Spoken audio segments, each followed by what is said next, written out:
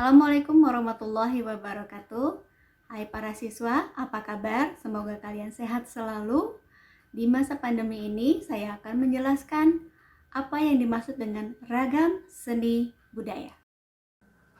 Ragam seni budaya. Pengertian dari seni adalah berasal dari bahasa Sanskerta yang artinya sani, pemujaan, pelayanan, atau persembahan.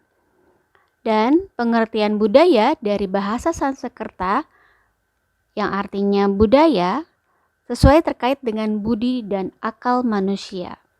Sedangkan dari bahasa Inggris disebut dengan culture yang berasal dari bahasa Latin yaitu mengolah atau mengerjakan. Jadi budaya adalah hasil olahan atau pekerjaan budi dan akal manusia. Jadi, seni budaya merupakan setiap karya seni yang dibuat secara sengaja. Dan pembuatannya berlandaskan kepada akal atau budi yang dimiliki sekelompok masyarakat yang kemudian turun-temurun dari generasi ke generasi. Macam-macam seni budaya. 1. Seni rupa, kesenian yang memiliki wujud pasti atau unsur rupa dan terdapat bentuk-bentuk seni rupa berupa seni gambar, lukis, patung, grafis, kerajinan tangan, kriya, dan multimedia. Kedua, seni teater, seni budaya yang melibatkan kemampuan memahami dan berkarya teater, kemampuan membuat naskah sehingga berlakon, maksudnya sampai berlakon sesuai dengan yang ditulis dalam naskah teater, dan mampu memahami serta menciptakan setting sesuai dengan naskah yang dibuat. Ketiga, seni musik melibatkan unsur bunyi sebagai unsur utama dari seni musik. Merupakan hasil ciptaan manusia yang menghasilkan bunyi dengan ritme dan harmoni yang indah didengar. Keempat, seni tari, hasil ciptaan manusia yang memiliki keindahan dengan menggunakan unsur gerak tubuh di dalamnya. Gerak tubuh adalah bentuk atau cara koreografer mengkomunikasikan maksud tertentu. Kelima, seni sastra, hasil penciptaan manusia berupa keindahan yang bisa dinikmati secara visual dari makna yang dimiliki. Keindahan seni sastra bisa disuarakan atau dituliskan. Contohnya, puisi, kaligrafi, prosa, dan tulisan. Seni budaya Indonesia yang mendunia ada 1. Batik, meliputi kain tetapi juga budaya.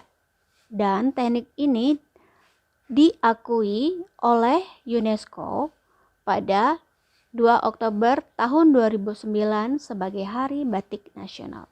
Kedua, alat musik angklung.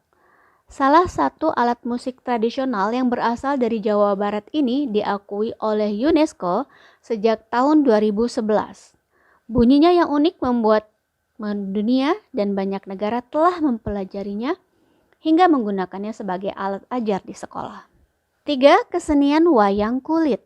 Kesenian wayang yang telah mendapatkan pengakuan UNESCO sejak 2003 yang telah dikenal luas oleh masyarakat dunia. Banyak sekali warga negara asing yang tertarik untuk mempelajarinya. Mereka biasanya belajar langsung dari dalang yang sudah memiliki nama. Keempat, tari reog Ponorogo.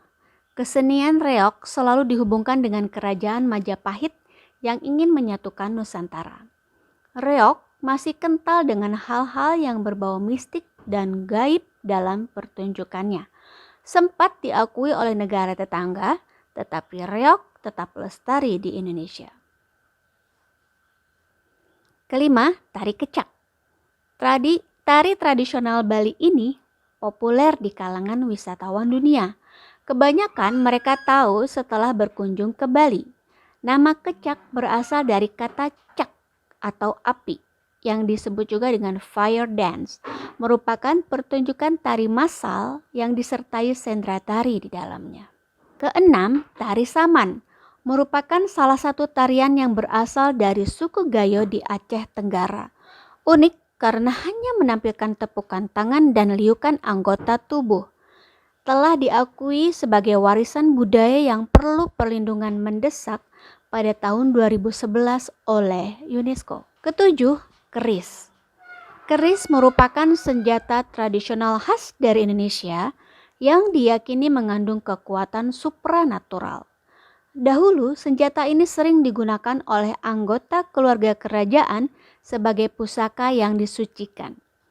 UNESCO telah mengakui keris sebagai kekayaan budaya Indonesia pada tahun 2005. Sebelum dilanjutkan, apakah ada yang ingin ditanyakan? Jika tidak ada, kita lanjutkan materinya. Keragaman budaya Indonesia adalah sebagai berikut. Keragaman agama secara umum terdapat 6 agama yang resmi diakui oleh pemerintah Republik Indonesia.